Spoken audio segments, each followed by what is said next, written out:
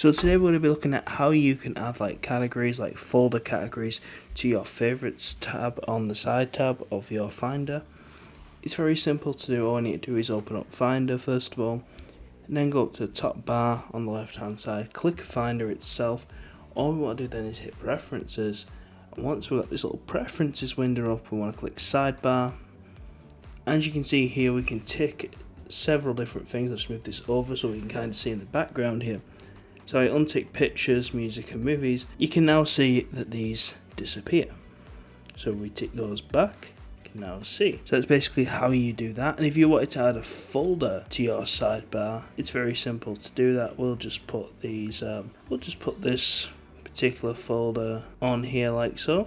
And that's also how you can add a folder to your favorites. So that's how you can change your favorites window and how you can also access your other files quickly.